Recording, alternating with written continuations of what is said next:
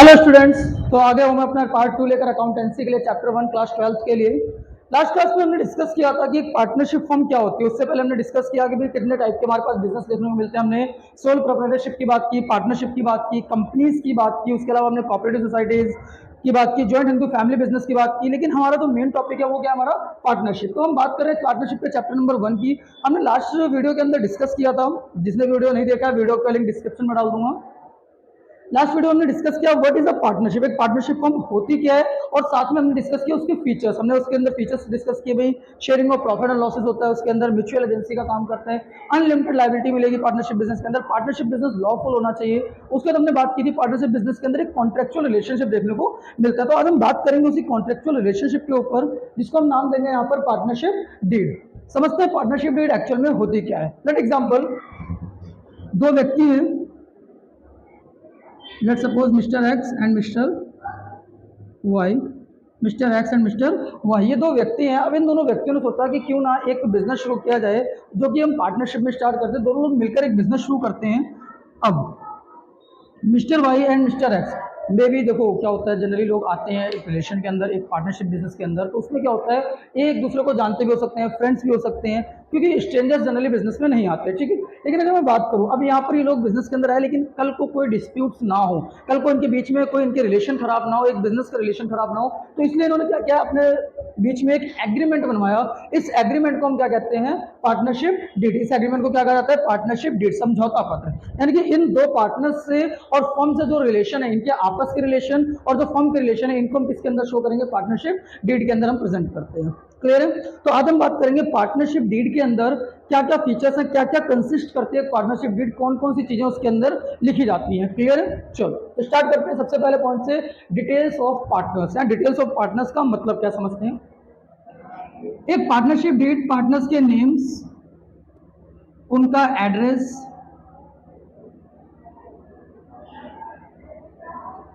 उनके contact details, ये सारी चीजें एक पार्टनरशिप डीड कंसिस्ट करती है। जब भी कोई दो पार्टनर्स या दो से ज्यादा पार्टनर्स, मैक्सिमम मैंने आपको बताया था लास्ट क्लास में 50 पार्टनर्स, जब भी कोई पार्टनर किसी पार्टनरशिप डीड के अंदर एंटर करेंगे, तो वहां पर क्या होगा, आपके डिटेल्स सबसे पहले किसकी ली जाएंगी, पार्टनर्स की डिटेल, पार्टनर्स के नाम क्या है, पार्टनर्स की एजेस क्या है, उनके कॉन्टैक्ट्स क्या है, उनका एड्रेस क्या है। तो ये सारी चीजें पार्टनरशिप डीड के अंदर मेंशन की जाती हैं। क्लियर।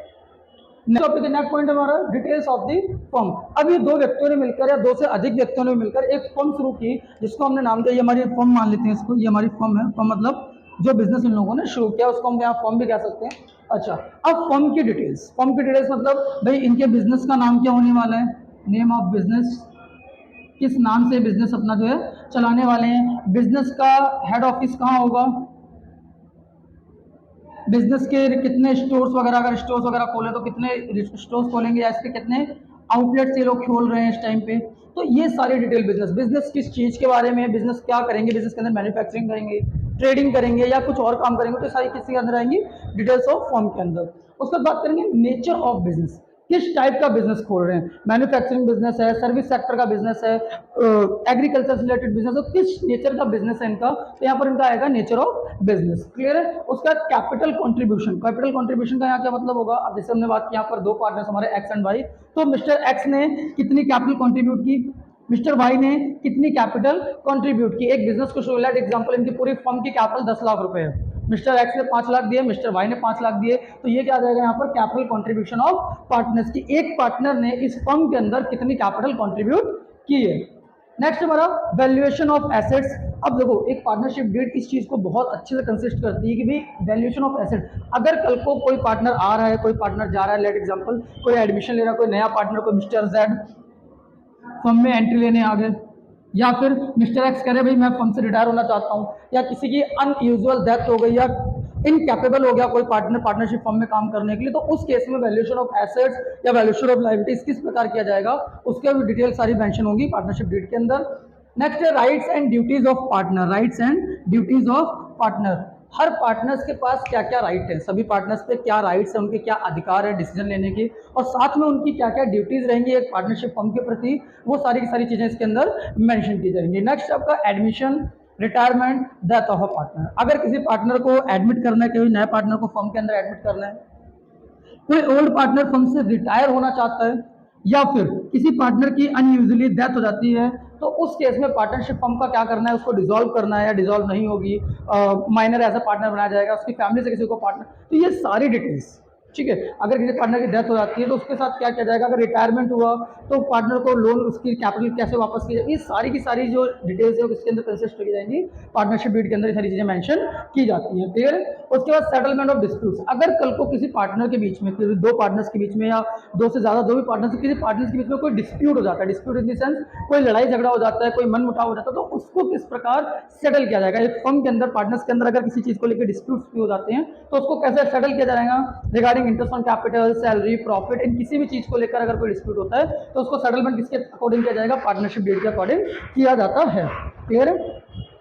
नेक्स्ट है हमारा last point, condition of profit sharing. अब देखो पार्टनरशिप डीड ये सारी चीजें कंसिस्ट करती है कि दो पार्टनर्स या दो से अधिक जो भी पार्टनर हमारे फर्म में प्रॉफिट शेयर कैसे करेंगे, उनकी इंटरेस्ट ऑन कैपिटल किस रेट से दिया जाएगा, interest on drawings, interest on capital, salary, commission किस तरह से दिया जाएगा, ये सारी की सारी चीजें इसके अंदर कंसिस्ट की जाती हैं, इसके अंदर मेंशन की जाती हैं, क्लियर है।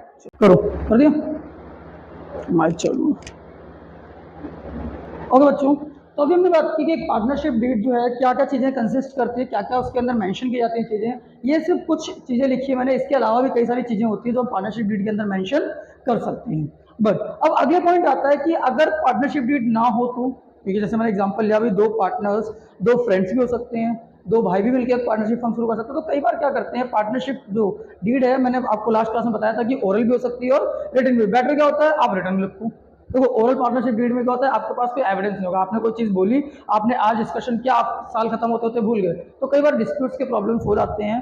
लेकिन अगर आप रिटन पार्टनरशिप डीड रखते हो तो उसके अंदर सारी चीजें आपके पास रिटन में होंगी जो आपको कभी भी डिस्प्यूट्स नहीं होने देंगी। बट लेट एग्जाम्पल, आपने पार्टनरशिप डीड नहीं बनाई, अगर in the absence of partnership deed, अगर एक पार्टनरशिप डीड है ही नहीं, आपने जब दो पार्टनर्स आप बने, आपने बिजनेस शुरू किया बट आपने पार्टनरशिप डीड फॉर्म नहीं की, तो उस केस में अब देखो, जब आपने पार्टनरशिप डीड फॉर्म नहीं की, आपने जब बिजनेस शुरू किया उस टाइम आप सबको सही चल रहा होगा, लेकिन जब साल के एंड में आप अपनी फाइनेंशियल रिपोर्ट्स बनाओगे, प्रॉफिट शेयरिंग की बात आएगी, तो वहां पर क्या हो सकता है, पार्टनर्स के बीच में डिस्प्यूट देखने को मिल सकते हैं, तो उसके लिए हम प्रेफर किसको करेंगे, इंडियन पार्टनरशिप एक्ट 1932 को। ओके, तो देखो क्या है, in the absence of partnership deed we have to follow Indian partnership act 1932। अगर आप कल को कोर्ट में जाकर शो करते हो किसी अपने पार्टनर को कि भाई ये पार्टनरशिप डीड के रूल्स तोड़ रहा है, जबकि आपका पार्टनरशिप डीड नहीं है, और आप एक दूसरे से डिस्प्यूट हो रहे हैं कि भाई मैं प्रॉफिट ज्यादा लूंगा, मैं प्रॉफिट कम लूंगा, या फिर मैंने कैपिटल ज्यादा लगाई है, किसी भी रीजन की वजह से अगर आपके बीच में कोई डिस्प्यूट्स हो रहे हैं, तो उसके लिए हम क्या फॉलो करेंगे, इंडियन पार्टनरशिप एक्ट को जो है फॉलो करेंगे,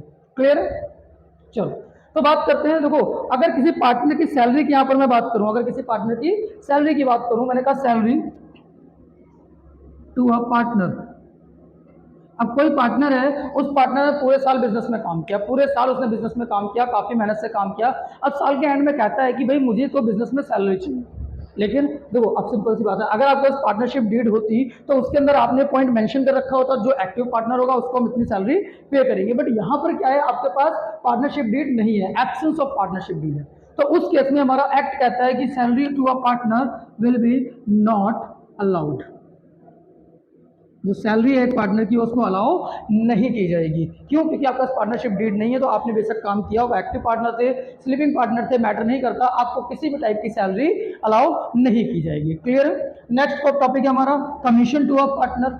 अब कोई पार्टनर कहता है कि मुझे कमीशन चाहिए, मैंने बिजनेस के लिए अच्छे डील्स लाया हूं मैं, या मैंने कुछ अच्छे काम किए, तो मुझे इसके लिए क्या चाहिए, मुझे कुछ कमीशन चाहिए, अकॉर्डिंग टू पार्टनरशिप एक्ट ये भी आपको क्या होगा, not allowed. In the absence of partnership deed, किसी भी पार्टनर को किसी भी टाइप की ना ही सैलरी प्रोवाइड की जाएगी, ना ही उसको किसी भी चीज का कमीशन दिया जाएगा। अगर बात करूं इंटरेस्ट ऑन कैपिटल की, आप कोई पार्टनर जिद करता है कि मुझे इंटरेस्ट ऑन कैपिटल चाहिए, मैंने कैपिटल कंट्रीब्यूट ज्यादा किया तो मुझे अपनी कैपिटल पे इंटरेस्ट चाहिए, तो उस केस में in the absence of partnership deed आप क्या करोगे, इंटरेस्ट ऑन कैपिटल भी क्या होगा, नॉट अलाउड। किसी भी पार्टनर को इंटरेस्ट ऑन कैपिटल जो है अलाउ नहीं किया जाएगा, क्लियर है। लेकिन अब इंटरेस्ट ऑन ड्राइंग भी है, अब हो सकता है बिजनेस भी तो कह सकता है कि भाई एक काम करो, आपने मेरे से पैसा उधार लिया ड्राइंग्स के रूप में, तो उस पर मुझे इंटरेस्ट पे करो, तो यहाँ पर क्योंकि इंटरेस्ट ऑन कैपिटल भी अलाउड नहीं है, तो उसके अलावा क्या कर देंगे यहाँ पर, इंटरेस्ट ऑन ड्राइंग भी क्या होगी, नॉट चार्ज, ठीक है। अगर बिजनेस पार्टनरशिप डीड की एब्सेंस है, बिजनेस ने पार्टनर्स को इंटरेस्ट ऑन कैपिटल अलाउ नहीं किया, तो उस केस में इंटरेस्ट ऑन ड्राइंग भी चार्ज नहीं की जाएगी। क्लियर है।